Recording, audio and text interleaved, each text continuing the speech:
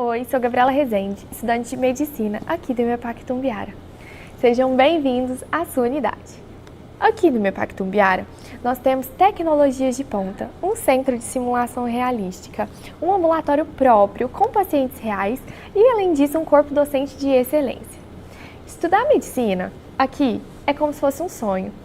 Mas também na Unisul Bahia, na Medicina UFTC, afinal, fazemos parte do mesmo grupo, o Grupo Clarins Educação. Para vocês saberem um pouquinho mais sobre isso, vou chamar aqui o diretor da Clarins, o André Nazar. Boa noite, André!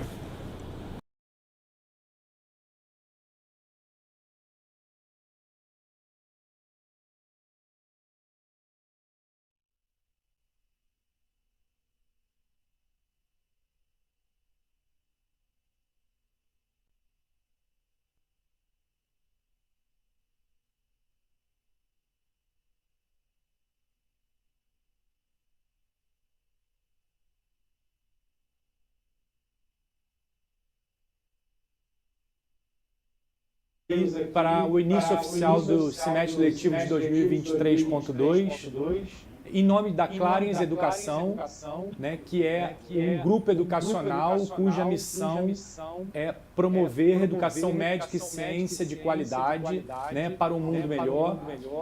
E esse evento será um evento de grande proveito para todos. Discutiremos temas muito relevantes aqui para a medicina, né? Queria dar boas-vindas a todos e chamar agora o aluno Juan de Salvador.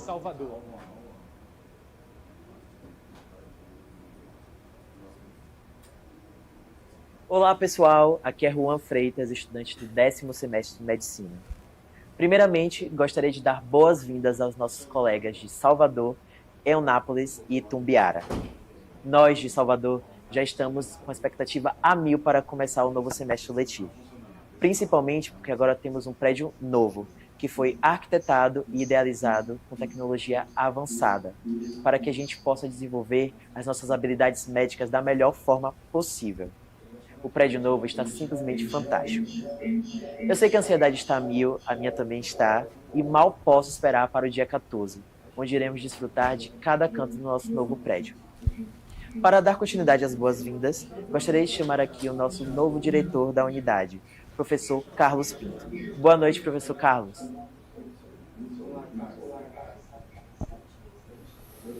Obrigado, Juan. Boa noite a todos. Primeiro, eu queria dizer que é uma honra fazer parte da Medicina FTC. Eu tenho quase 30 anos de ensino superior e fiquei encantado com o projeto. Estou aqui em Salvador há menos de 30 dias, mas já deu para observar que nós estamos falando de cursos de medicina de excelência. Queria reforçar o que o Juan falou. Nós estamos aqui no prédio novo. Vocês vão ter a oportunidade de ver a estrutura que nós temos aqui. Tem tudo o que vocês precisam para fazer a prática médica e se formarem excelentes médicos. Queria passar a palavra para o meu amigo Ronaldo Campos, lá do MEPAC Itumbiara.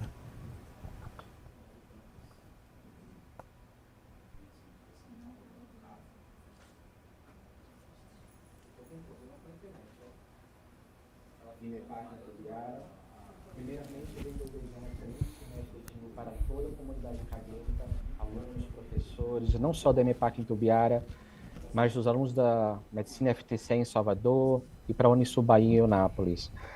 Gostaria também de mandar um cumprimentos especiais aqui para os nossos alunos da nossa Atlética Euforia e do nosso centro acadêmico, em nome de seus representantes Ricardo Barroso e Rafael Crisfi. Gostaria também de cumprimentar os coordenadores do nosso curso de Medicina da MEPAC, doutora Rafaela Miranda e doutor Herbert Christian, e todos os nossos colegas que fazem parte da família MEPAC Itumbiara, tá? Para quem não conhece, a MEPAC Itumbiara começou em 2018, né, com a oferta do curso de Medicina, com nota 5, e atualmente já possuímos mais de 700 alunos de Medicina. A MEPAC Itumbiara possui um campus super novo, inaugurado em julho do ano passado, com laboratórios que abarcam tecnologia de última geração, e recentemente inauguramos uma clínica com mais de 40 consultórios para atendimento à população local de forma gratuita, com mais de 20 especialidades médicas. A faculdade está inserida no município de Itumbiara, na região sul do estado de Goiás. Para quem não conhece, uma região com economia pujante no Triângulo Mineiro, em especial no agronegócio, indústria e serviços. Não tenho dúvida que a EMEPAC Itumbiara faz parte dessa história, desse protagonismo que está fazendo a economia, e a educação e a saúde do estado crescer de forma tão acelerada. Tenho certeza que dentro de alguns anos seremos uma das referências nacionais em educação médica. Esse legado só é possível porque confiamos na educação médica de excelência que nos comprometemos em ofertar. Com grandes professores, profissionais e com alunos engajados e que querem cada vez mais e melhor pelo seu curso. Nesse semestre temos vários desafios e novidades. Viramos um sítio da American Heart Association, começamos a ofertar cursos de SLS, PAUS, BLS e outros. Viramos um centro de pesquisa avançada da Fiocruz. Lançamos um vasto portfólio de cursos de pós-graduação. Estamos lançando 3 programas de residência médica. Estamos expandindo nossos campos de estágios internados para os nossos alunos, através de convênios com municípios da região próxima e principalmente com o estado de Goiás. Mas nosso principal foco sempre será melhorar mais e mais a comunicação com nossos alunos e fazer com que eles façam parte da construção desse curso, né? Eu sempre falo que os melhores cursos e faculdades é quando os alunos participam. Então, eu vejo isso como sempre nosso desafio de rotina. E para encerrar, eu deixo a seguinte mensagem para os nossos alunos: não desistam dos seus sonhos, continue com muita garra a superar os obstáculos e em breve vocês serão profissionais de destaque da medicina no Brasil. Sem mais delongas, agradeço a oportunidade de estar aqui hoje e passo a palavra para o professor Diego, diretor-geral da Unisul Bahia. Diegão, é com você. Muito obrigado, professor Ronaldo. Saudações a todos os colegas e vamos a mais um semestre extraordinário. Estou falando aqui da Unisul Bahia, da cidade de Eunápolis, no estado da Bahia. Sou o professor Diego Cunha, diretor da Unisul. Nossa instituição está na região há 23 anos, operando educação de alta qualidade, através da qual já formamos mais de 4.000 profissionais. Alta qualidade esta, referenciada pelo Ministério da Educação, no nosso projeto pedagógico do curso de Medicina, autorizado com nota máxima. Mas, além disso, nós estamos também numa região magnífica. Nossos estudantes moram aqui na Costa do Descobrimento, formada pelo município de Belmonte, pelo município de Eunápolis, Porto Seguro, entre outros distritos e belos lugares. Nossos estudantes, assim, residem em destinos turísticos para viajantes do Brasil e do mundo. Convido a todas e todos aqui presentes para o nosso novo semestre 2023.2, que começa com grandes parcerias, desde aquelas de pesquisa, através da Fundação Oswaldo Cruz, mas também passando pela implementação do novíssimo programa de residência médica, sem perder de vista também o aprendizado contínuo através de programas de curta duração atualizados, visando a capacitação continuada dos nossos estudantes e dos profissionais da região. Nosso edital de protagonismo decente visa também, em várias dimensões, desenvolver o protagonismo dos nossos alunos, através de monitorias, inovação, atividades de pesquisa e extensão, empreendedorismo por startups, empresas júniores e também atividades extensionistas nas ligas e atléticas. Eu tenho certeza que a nossa infraestrutura, nosso corpo docente, nosso projeto pedagógico habilitarão os profissionais através do protagonismo, desenvolvendo suas competências, suas habilidades e atitudes, visando o atingimento de seus propósitos educacionais e de carreira. Gostaria, assim, de terminar minha fala convidando o estudante aqui da Unisul Bahia, Hugo, para trazer uma mensagem para a gente. Boa noite, pessoal. Boa noite, professor Diego. Meu nome é Hugo Ferraz, eu sou aluno de medicina do 4º semestre aqui da Unisul Bahia, em Eunápolis. Quer dizer que eu estou muito empolgado com o início desse novo semestre letivo, Está na Unisul, empolgado com professores novos, estrutura nova, com as práticas que sempre ocorreram, mas animado com as práticas aí que vão que vão acontecer durante esse semestre, tanto na estrutura da faculdade, quanto também na rede de saúde aqui do município e da região. A Unisul Bahia sempre me proporcionou experiências incríveis, novas, e eu estou muito feliz com a instituição que é nota máxima no MEC, então isso me deixa também tranquilo e empolgado para seguir nessa carreira. Tá? Gostaria de chamar agora o professor André Nazar.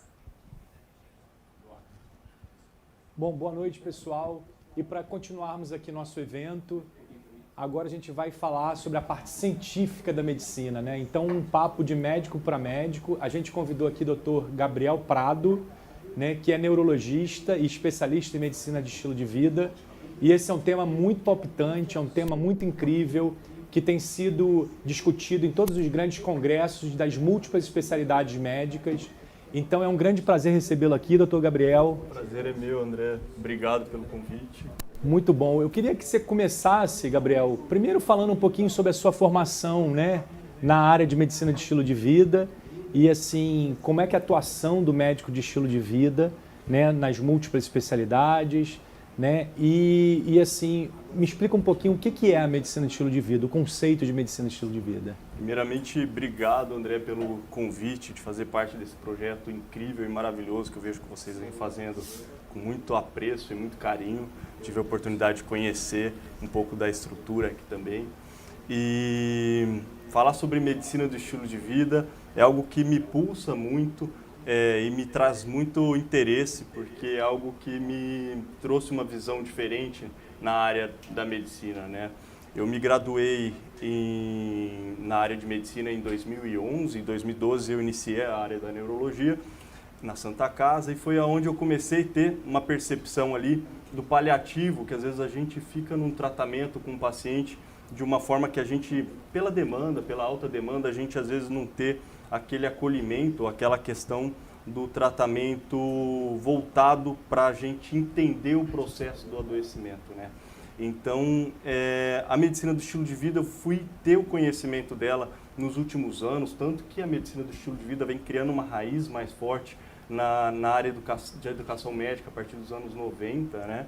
E o American College vem com isso muito forte, Harvard vem com isso muito forte, o Einstein trouxe para o Brasil também recentemente esse modelo, né, de aperfeiçoamento médico, né? Eu acredito que um dia isso vai virar uma residência médica, né? Uma graduação na área de residência médica. E a medicina do estilo de vida ela tem um impacto muito importante na saúde, né? A gente fala muito da medicina do estilo de vida, que é a medicina que a gente conhece, da medicina de prevenção primária, da gente entender os fatores agressores, né, do paciente e o médico, entender o modelo de vida, os modelos, a situação que provavelmente vai gerar uma ativação, uma deflagração de determinado gene, expressão de determinada patologia, né?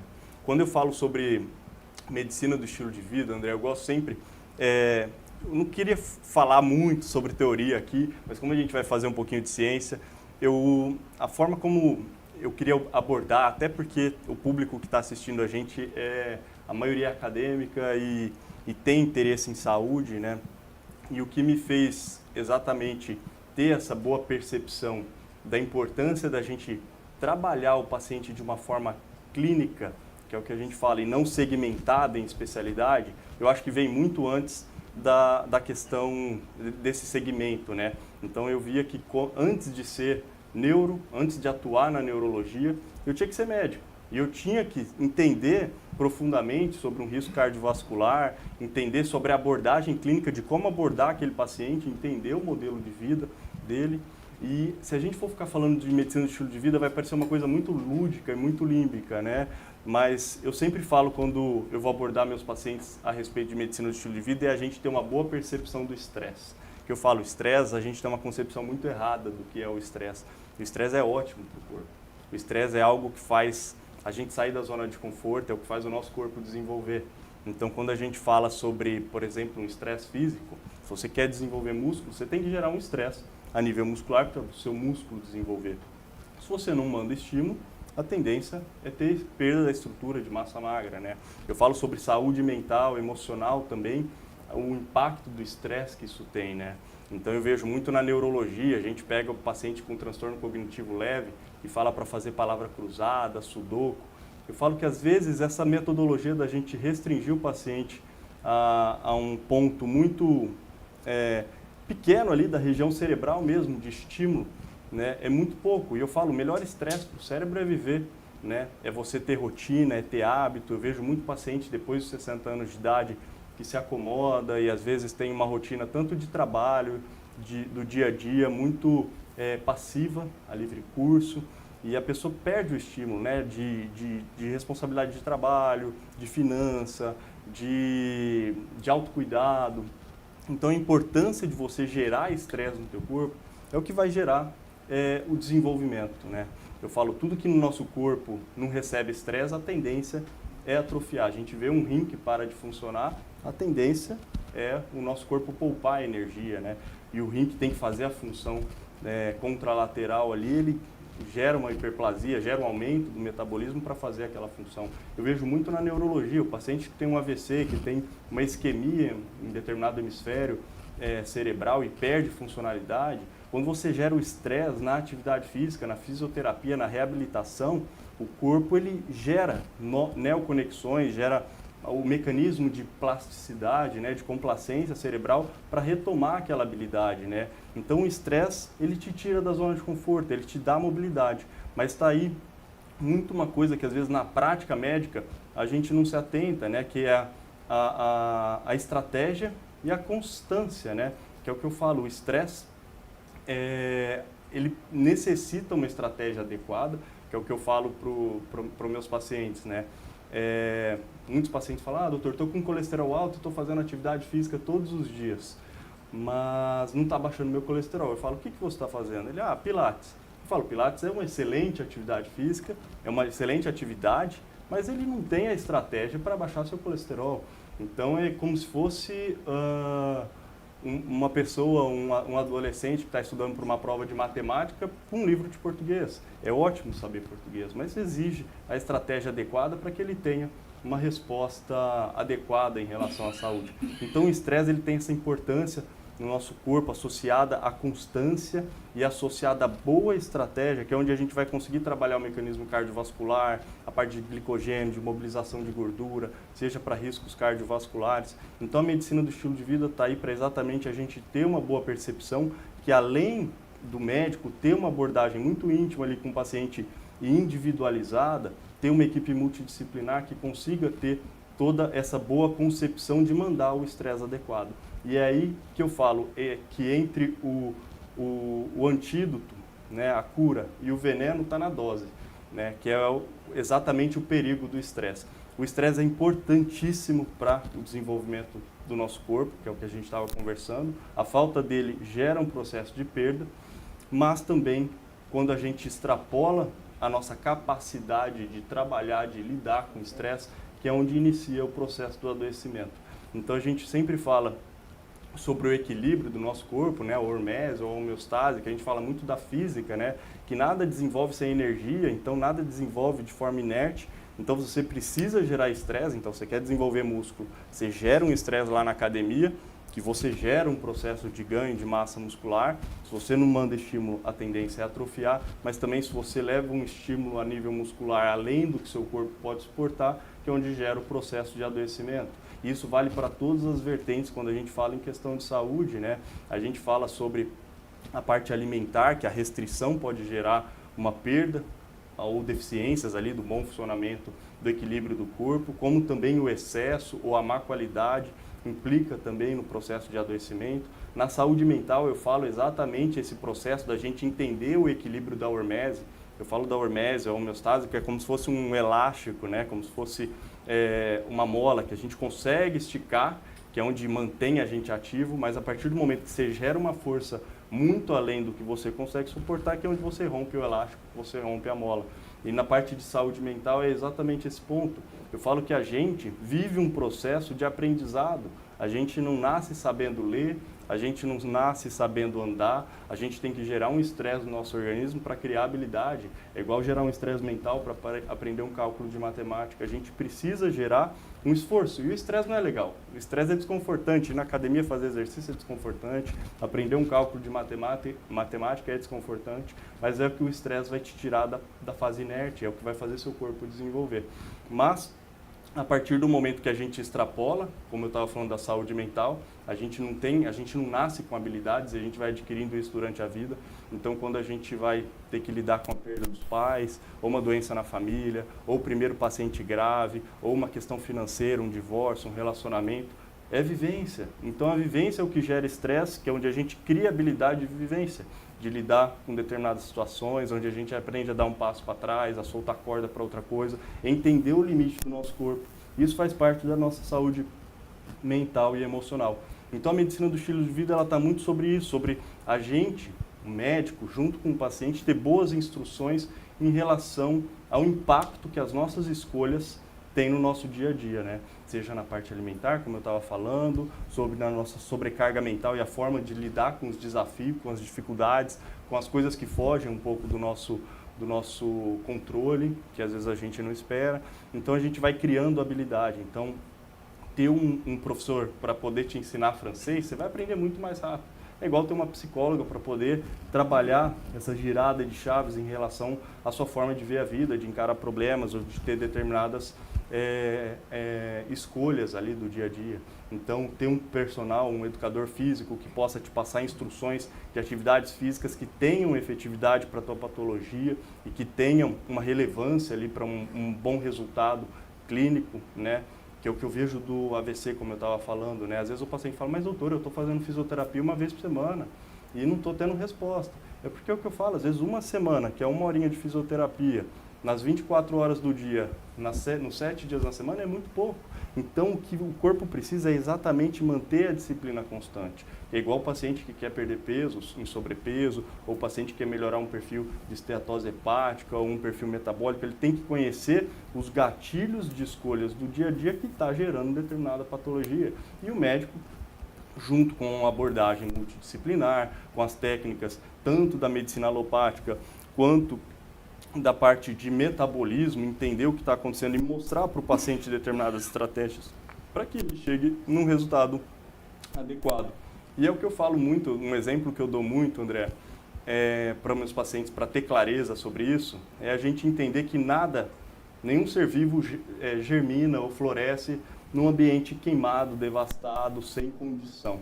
Que é o que eu falo, eu tentar plantar uma plantinha num terreno queimado, sem água, sem nutriente, com pouco oxigênio, às vezes com muito esforço da natureza ela germina, mas não vai ser uma planta que vai frutificar, vai florir, vai crescer, vai ter uma coloração bonita, diferente de eu pegar essa plantinha e colocar ela num ambiente que permite um solo adequado, com nutriente, com oxigênio adequado, ela vai germinar, vai florir, vai frutificar. Então todo ser vivo, eu falo um animal, um cachorro criado com maus tratos, com restrição alimentar, restrição de nutriente, com falta de cuidado e de carinho, vai ser um cachorro mais com a parte emocional mais comprometida, o sistema imunológico, o risco de queda da parte estética, pelo, tumores, vermes, parasitas, infecções oportunistas, diferente de um cachorro ou de um animal criado com muito zelo e com muito carinho. E eu falo, o ser humano é a mesma coisa, só que a diferença, a gente se coloca numa posição que não permite a gente ter saúde. A gente quer ter saúde, mas não quer abandonar o cigarro, quer ter saúde, mas não quer abandonar um relacionamento ruim, ou um relacionamento abusivo, ou uma sobrecarga de trabalho, ou não conseguir ter uma boa gestão de rotina, de família, de finança, ou questão alimentar, não quer abrir mão dos prazeres do alimento, né, do comfort food, que a gente fala muito sobre isso. Então é impossível a gente ter saúde se a gente não sabe abrir mão, ou não consegue abrir mão do que faz a gente ficar doente. E quando a gente fala sobre hormese, André, eu gosto de falar exatamente isso, do elástico, né? Então, a partir do momento que você rompe o elástico, é onde o seu corpo ele vai gerar mecanismos de te proteger. E a primeira coisa que ele faz é a inflamação. A gente fala, a inflamação é algo muito bom para o nosso corpo. É a inflamação que permite que o nosso corpo cure. A inflamação aguda, que é o que vai ajudar na restauração a nível celular, metabólica, né? Todos os sinais flogísticos que a gente conhece do processo inflamatório, físico também. Mas o que causa o adoecimento é a inflamação crônica, a exposição crônica a esse gatilho quebrado, a essa hormese quebrada, que é onde o teu corpo ele começa a gerar o primeiro processo de inflamação e te avisar. Ele te avisa como? Através de sinais, sintomas. Tem alguns artigos europeus que eles falam exatamente sobre a epigenética de cada indivíduo, sobre expressar determinados sinais e sintomas de acordo com a epigenética individual a determinado agente agressor, que é o que eu falo. Às vezes a pessoa come uma fritura, um tem enxaqueca, ou dor de cabeça, o outro tem diarreia, o outro tem dermatite. Então, quando o corpo ele identifica que algo fugiu do controle dele e vai gerar um processo inflamatório, é onde ele liga a sirene. Então, eu falo para todo paciente meu que entra no consultório, ninguém acorda com queda de cabelo do nada, com dermatite do nada, com diarreia, com febre alta, com calafrio. Então, a quebra de hormese, o processo inflamatório inicial, ele vai gerar uma repercussão hemodinâmica no teu corpo, né? Então, seja uma infecção, seja um alimento que você comeu que não foi bem tolerado pelo teu organismo, ou um químico, uma bebida alcoólica, um cigarro eletrônico. Então, o teu corpo ele vai manifestar sinais e sintomas. Mas a partir do momento que você não atende ao pedido do seu corpo de identificar os sintomas, e às vezes a gente só fica maquiando, seja com antidepressivo, ou analgésico, e não procura exatamente a causa do processo ali inicial do adoecimento ou da inflamação, que é onde o corpo ele começa a se adaptar ao estresse, que a gente fala da inflamação crônica, que ela é altamente perigosa, né? Então a inflamação crônica é o que vai gerar o processo de adoecimento. Que é o que eu dou exemplo muito do cigarro. Você fumou a primeira vez na sua vida, o corpo te sinaliza dor de cabeça, enjoo, mal-estar, náusea. Mas a pessoa mantém o estímulo crônico ali com o cigarro, ela fala, fumei 2 semanas, meu corpo acostumou. Eu falo, seu corpo não acostumou com o cigarro, ele se adaptou a essa toxina. Então ele vai criando mecanismos adaptativos a nível anatômico, né, liberando mais secreção, alterando todo o parênquima pulmonar, gerando um processo de tentar trabalhar aquela toxina, gerando um enfisema, e futuramente o seu corpo ele vai adaptando ali a esse mecanismo adaptativo, a esse estresse crônico, que é onde você vai perdendo funcionalidade, e se você não conseguiu durante esse período, 10, 20, 30 anos, abrir mão do que estava te fazendo, ficar doente, eu falo, o teu corpo a nível de DNA, a nível molecular, é onde o teu corpo entra em exaustão e ele solta a corda, que é onde aparecem as neoplasias, que é onde aparecem as doenças autoimunes, que a gente vê muito por aí, a relevância que tem, né, a exposição crônica a determinados fatores, né. Como eu falei do cigarro, às vezes eu dou o exemplo da pele também. Você vai lá, toma sol, gera um processo inflamatório, o teu corpo tenta um mecanismo de recuperação de tecido, então ele inflama, dá dor, dá a queimadura, ele cicatriza e o melanócito faz o quê? Ele produz a melanina como uma forma de proteção, né? Então, uma forma de proteção ao raio ultravioleta, mas você mantém a exposição crônica ao estresse, teu corpo vai gerando mecanismos adaptativos, uma hora a célula se diferencia de forma errada, vira uma pinta, muda o tamanho, vira um nevo, vai mudando a coloração, até gerar um carcinoma base celular ou um melanoma. Então, a exposição ao estresse crônico, que é o que faz adoecer. Eu vejo muitas vezes, eventualmente, eu não estou falando em todos os casos, a gente se vê muito de forma individual, às vezes o uso contínuo de anticoncepcionais, que eu vejo muita menina aumentando o risco de trombose venosa cerebral, trombose venosas profundas. Então, gerar um processo, igual o uso de anabolizante também para homem, né? Eu vejo quando faz o uso contínuo de hormônios de forma indevida, gerando um processo inflamatório crônico, né? E gerando um processo de adoecimento. Então, é o que eu sempre tento alinhar e orientar com meus pacientes sobre a medicina do estilo de vida, não é entrar na teoria da medicina do estilo de vida, porque eu falo, é tão complexo a gente trabalhar a linha de medicina de prevenção primária, né? Porque a gente tenta muito isso, que é o que a gente estava conversando agora há pouco, na medicina da família, na medicina integrativa. Então, eu acho que a medicina do estilo de vida, ela trouxe esse conceito da gente entender de forma mais humanizada o processo de adoecimento, sentar com o paciente, que é o que eu falo, é muito difícil aplicar ela no Brasil, porque às vezes, dependendo de onde a gente está atendendo, atender o paciente em 15, 20, 30 minutos, é muito difícil você conseguir traçar uma rotina com ele, por isso que às vezes demanda mais tempo também do profissional da área da saúde, a nutricionista, fazer uma abordagem toda da parte alimentar, rotina, estratégia, trabalho. Então, a gente tem que ter uma abordagem muito ampla para a gente poder trabalhar com eficiência o objetivo do paciente, seja ele emagrecimento, seja melhorar uma enxaqueca crônica, seja melhorar um perfil de colesterol alto, e a gente entender o processo ali fisiológico do adoecimento. Eu vejo muito na parte cardiovascular, meu paciente fala, doutor, estou caminhando no Parque do Povo 6 km por dia, mas até agora o colesterol não abaixou. Aí eu falo, como que você está caminhando? Aí ele vai com mocassim, com um casaquinho amarrado, lendo um livrinho. Eu falo, você precisa de ativação metabólica. Aí a gente fala sobre a faixa de fat burn, a faixa de aumento de frequência cardíaca, que tem as estratégias bioquímicas para alteração ali, para mobilização de tecido de gordura, para mobilização na faixa maior de melhora de performance cardíaca, remodelamento cardíaco, quando você quer tratar hipertensão arterial, quando você quer tratar saúde emocional, sono, alinhamento de ritmo circadiano. Então é muito importante a gente ter uma visão completa, sentar com o paciente, e às vezes a consulta é uma consulta demorada, eu falo bastante com o paciente, mas é uma medicina que eu acredito e eu vejo que na prática clínica a gente vê muito resultado, que é o que me angustiava muito, às vezes na neuro, que eu ficava às vezes muito segmentado, então tá com enxaqueca, eu falava que tinha que fazer a atividade física, mas entrava às vezes com muito medicamento e cada vez doses maiores, ou em distúrbios de sono também eu via muito com frequência.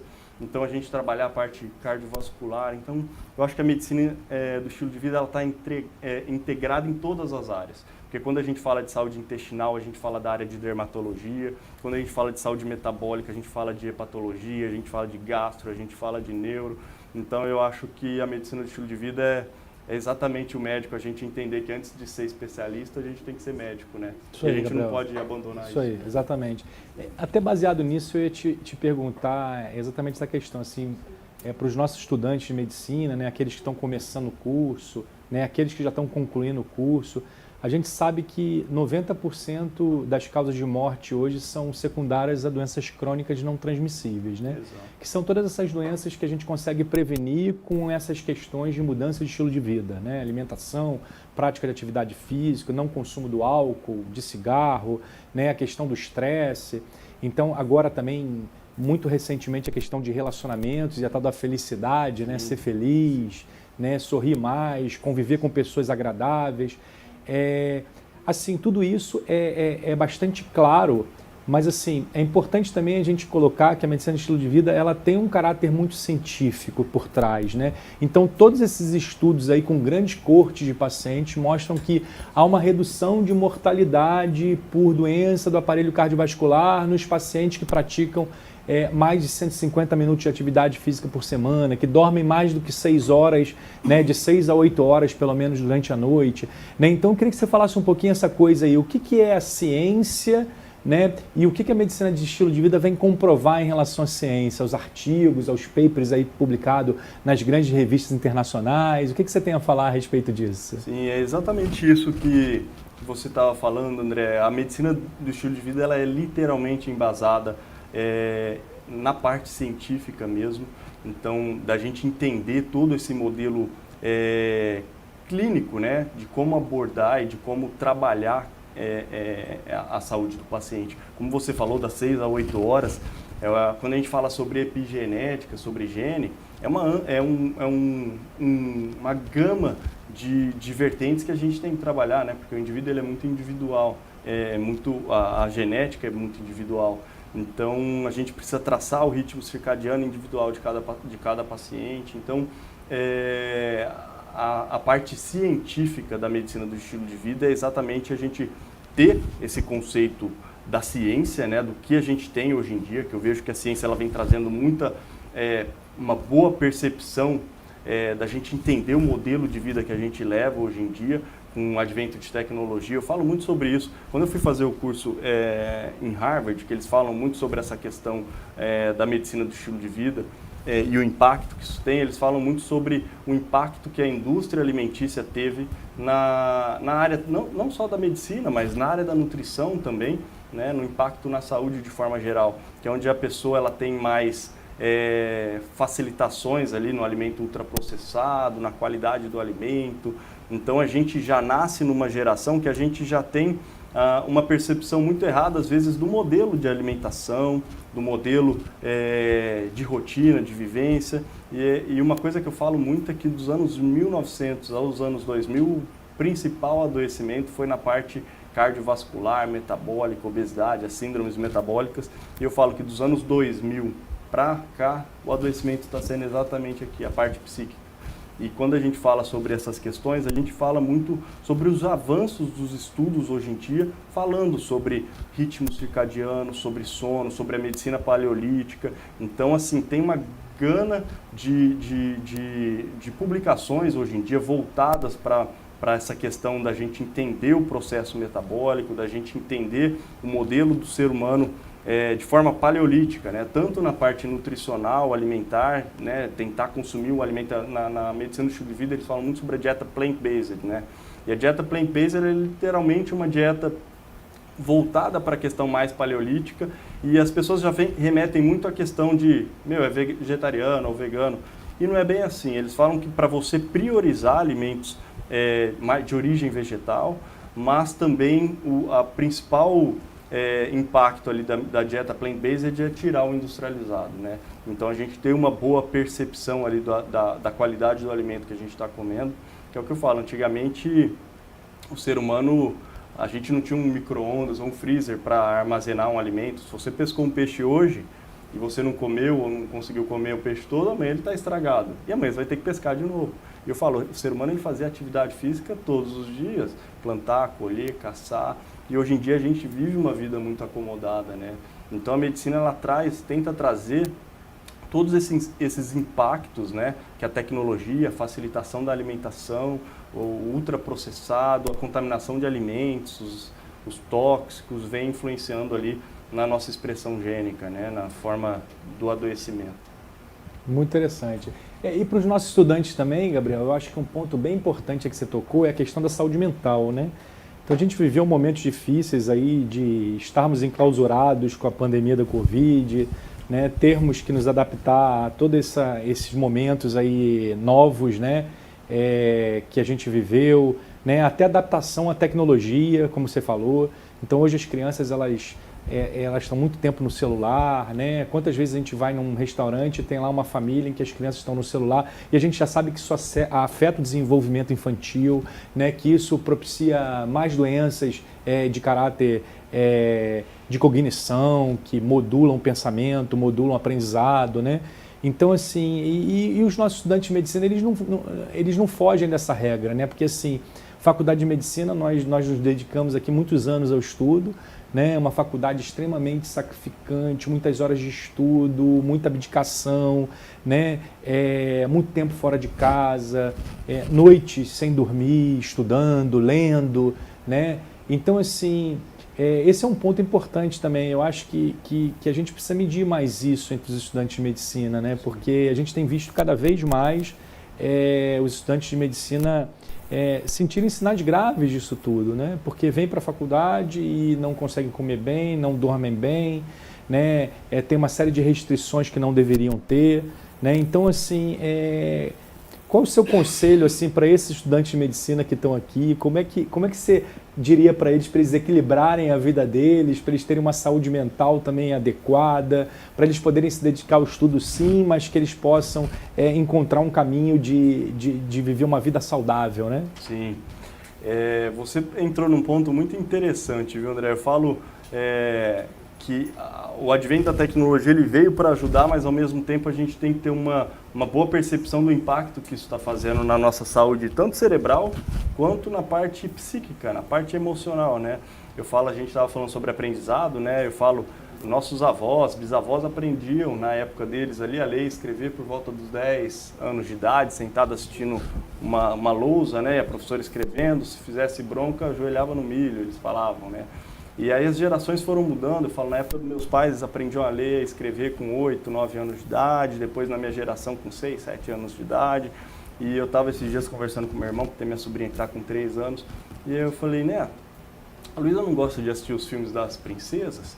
Aí ele falou assim, não, ela não tem paciência, só fala para pôr a parte da musiquinha, na hora que ela terminar a musiquinha, ela fala, pode tirar.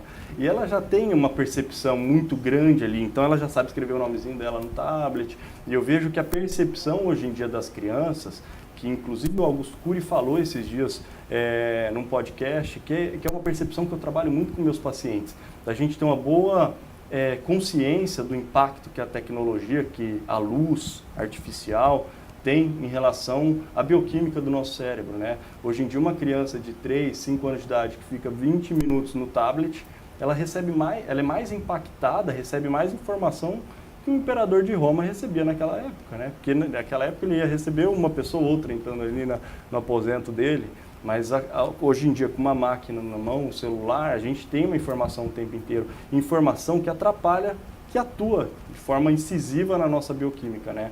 Então eu falo, quando a gente vai tratar a parte emocional, inclusive para os acadêmicos de medicina, é muito bom entender isso, que eu atendo muito paciente, colega nosso, acadêmico de medicina também, e uma coisa que eu abordo muito com meus pacientes quando eu vou falar sobre a parte de saúde emocional é a gente entender os gatilhos da nossa vida e o quanto os gatilhos impactam na nossa bioquímica, né?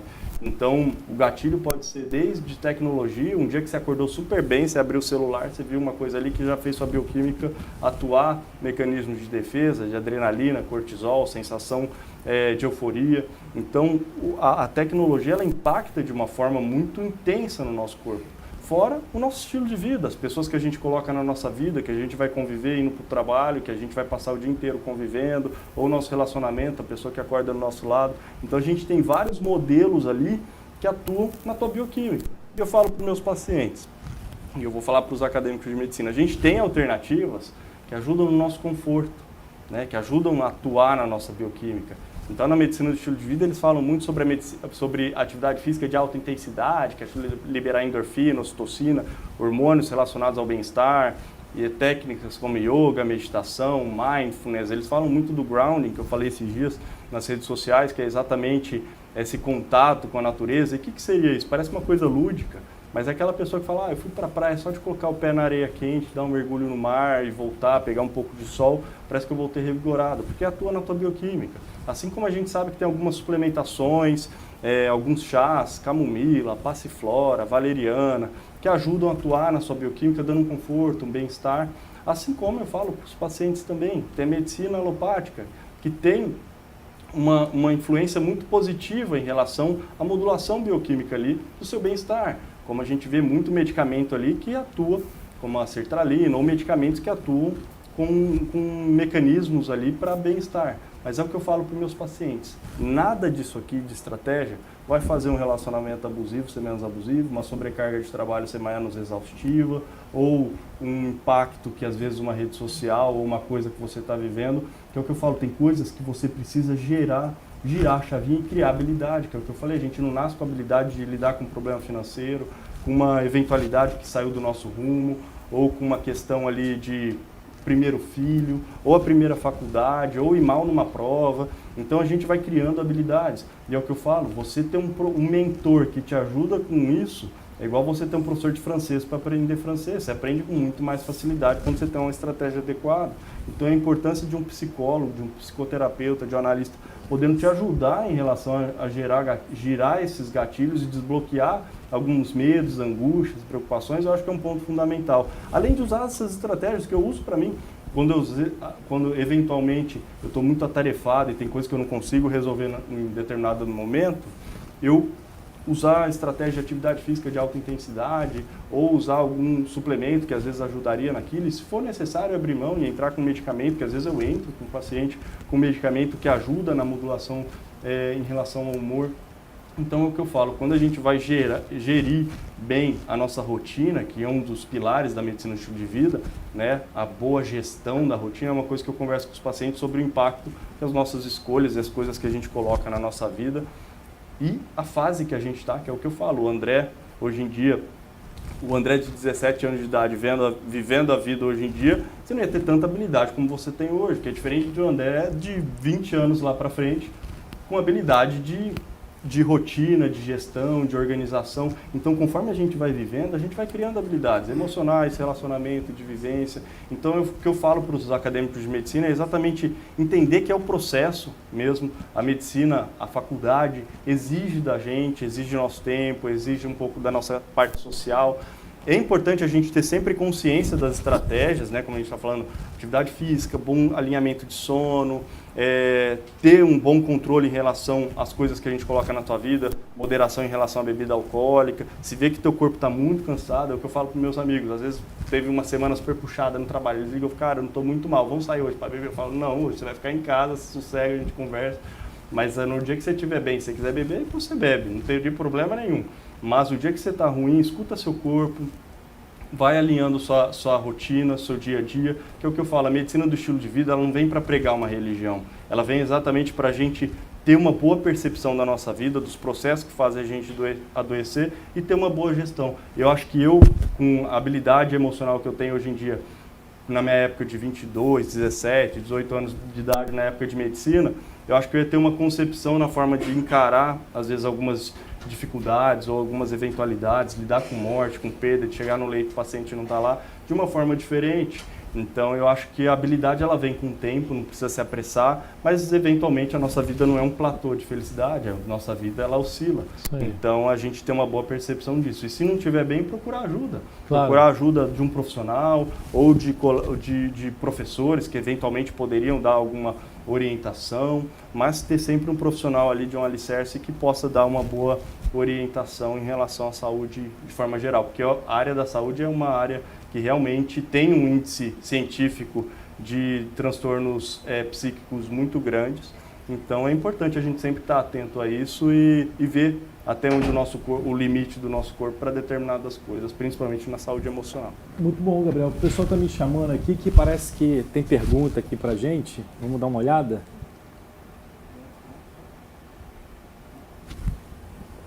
Ah, certo. Tem uma pergunta aqui interessante. A medicina de estilo de vida ela trabalha os 6 pilares, né?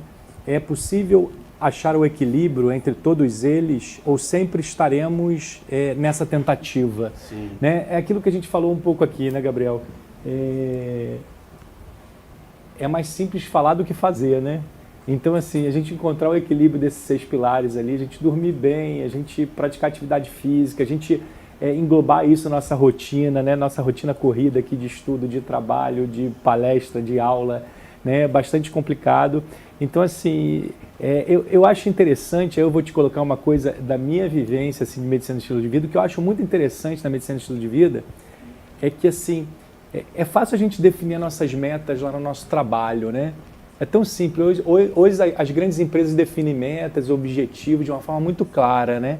A medicina de estilo de vida é isso também, é definir meta, objetivo, né? O quanto que eu vou cumprir da minha meta, né? Então isso é importante. Olha, na parte de prática de atividade física eu não cumpri 100% da minha meta, eu cumpri 80%. Então aqui na parte nutricional eu vou equilibrar um pouco mais para dar certo. Eu não sei se você pensa assim também. É exatamente isso, André. Quando a pessoa tem uma boa concepção e não leva aquilo muito no pé da letra, eu acho que as coisas se tornam mais leves para tudo. Seja uma boa gestão na tua rotina de trabalho ou seja uma gestão na tua rotina de saúde. Mas é a gente ter comprometimento e constância, né? Da gente saber os nossos horários de trabalho, nossos horários de estar com a família, nossos horários de alimentação. Esse horário é o meu horário de tomar café da manhã, esse é o meu horário de almoçar e não pular refeições, a gente ter comprometimento com a atividade física. E é o que eu falo para meus pacientes, qualquer coisa você levanta a mãozinha aí e chama a gente, porque a equipe multidisciplinar está aí exatamente para isso, para a gente expandir e poder oferecer para o paciente esse acolhimento, né, de poder ensinar habilidade, ensinar a estrutura e o paciente maturar conforme a habilidade dele, conforme o tempo individual de cada um. Né? Muito bom, Gabriel. Ó, parece que a gente tem uma pergunta aí online, né, pessoal? Vamos ver a pergunta?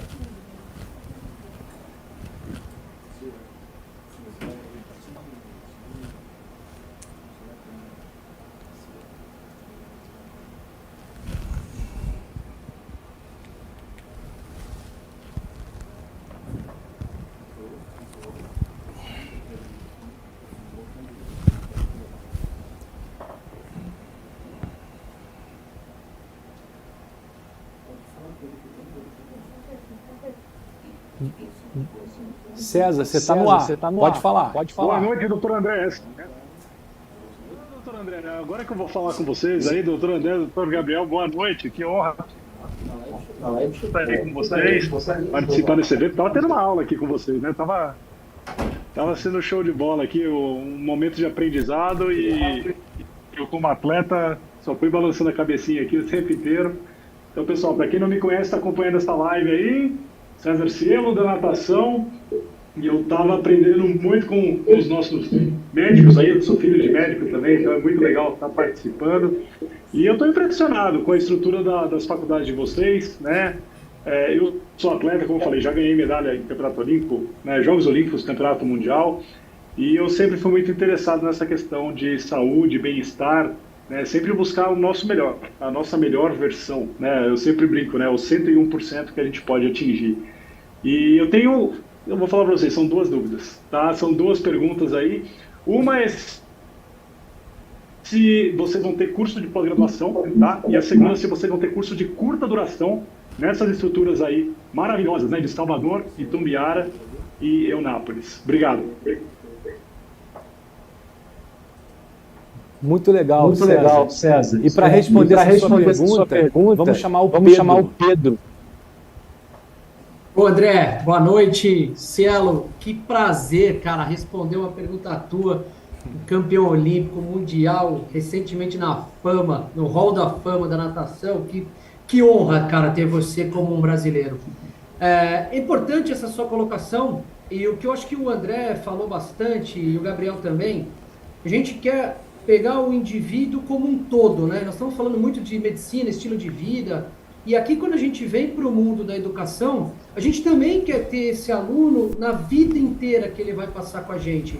Então, é super relevante que a gente não só ofereça os cursos de graduação com a excelente infraestrutura, um dos maiores investimentos na área de saúde, mas também com bons profissionais e, principalmente, com continuidade dos seus estudos.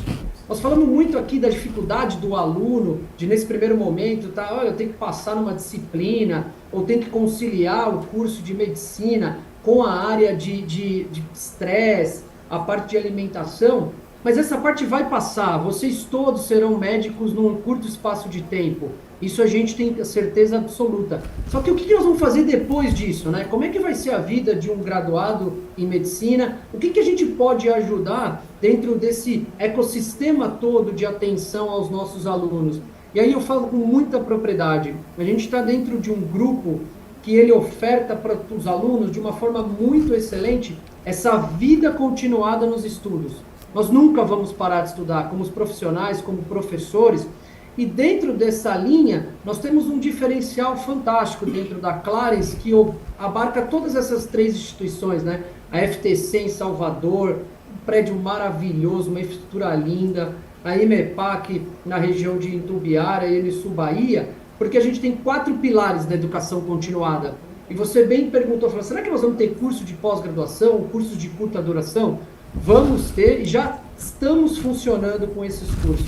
Mas a gente não pode deixar de dizer que toda a carreira do médico no recém-formado ou durante a formação, ela vai estar condicionada com a gente nesse período, porque nós temos 4 pilares de atuação. Só aqui na Clarence, na FTC, MEPAC e principalmente também na Unisul Bahia, a gente trabalha com residência médica. São poucas instituições que ofertam a residência médica, então nós temos 3 programas em Salvador, mais 3 programas sendo pedidos em Itumbiara de Goiás e Eunápolis, para que eles consigam, depois que terminar os seus estudos, ainda se aperfeiçoar numa determinada área. Temos um diferencial que, para mim, é uma das coisas mais fundamentais dentro da educação, que é a pesquisa e internacionalização. Então, uma área dentro da Clarence que só cuida disso. Ronaldo falou um pouquinho no início da sua fala sobre a Fiocruz. Então, nós somos uma área de pesquisa de saúde pública da Fiocruz, espalhada em Salvador, Unisul Bahia e em Itumbiara. Isso só nossa instituição consegue ter. E também vários convênios internacionais. Então, o nosso aluno, durante a sua jornada e também depois da sua jornada, ele pode ter estágios em instituições referenciadas no mundo inteiro, como a Vanderbilt, como a Johns Hopkins, como a Universidade no Cabo, na África do Sul, também em Portugal. Então, todo esse ecossistema de residência médica, pesquisa e internacionalização, somos o maior centro de pesquisa da Fiocruz fora do Rio de Janeiro, dentro do nosso país, e também cursos de pós-graduação e cursos de curta duração, né? São mais de 5 programas agora na IMEPAC, são mais de 30 cursos curtos, em todas as áreas de um estilo de vida, na parte de aperfeiçoamento de cursos de trauma, de BLS, ACLS, ou seja, a gente vai percorrer toda essa área. Então, a gente se preocupou muito nessa educação continuada em montar um circuito que o nosso aluno pudesse ser bem suportado durante a sua graduação e pós a sua graduação. Então, a gente está aqui para ajudar, fortalecer, excelente palestra, muito obrigado pela pergunta, Cielo, é uma emoção grande falar com você. Lazar e Gabriel, a palavra está com vocês aí, muito obrigado. Muito bom, Pedro. A gente com muita novidade no início do semestre, né? Cielo, queria agradecer muito a sua presença, dizer que você aí é um ídolo pra gente, né? E vamos em frente, cara. Vamos em frente, vamos lá e vamos fazer aí, entregar para a sociedade médicos cada dia mais bem informados, né? Com compromisso social, humanos, né? Mas com muita qualificação técnica também. Obrigado pela sua presença aí, viu, Cielo?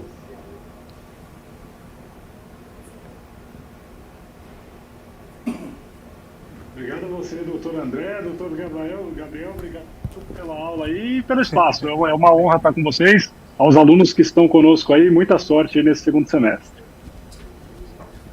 Valeu.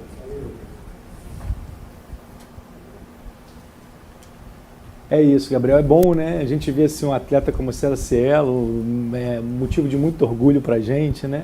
E que, na verdade, é isso, né? O organismo sendo guiado para o caminho do que ele tem que fazer, né? Ser um atleta de alto rendimento, né? Certamente muita dedicação ali à parte de alimentação, de prática de atividade física, de tratamento do estresse, de sono. Então, para a gente ter um atleta completo dessa monta, é preciso que esteja lá com todos os pilares da medicina e estilo de vida bem equilibrados, né? Certamente.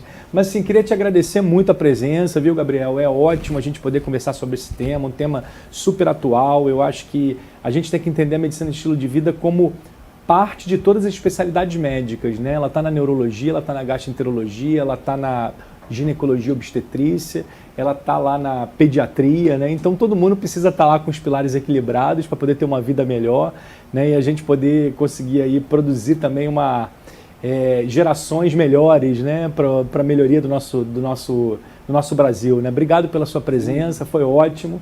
Tá? E sinta-se convidado para voltar aqui, né, para a gente poder fazer palestras para os nossos alunos de todas as unidades. Tá? É um grande prazer recebê-lo aqui, viu? Prazer é meu, André. Eu que agradeço fazer parte desse projeto, dessa instituição incrível que vocês têm montado com muito zelo, com muito carinho. E fico extremamente feliz e honrado em estar hoje aqui, poder passar um pouquinho do meu conhecimento, um pouquinho da minha prática clínica e falar sobre saúde com vocês e com os acadêmicos também. Muito bom. Ótimo. Bom, pessoal, foi ótimo receber vocês aqui.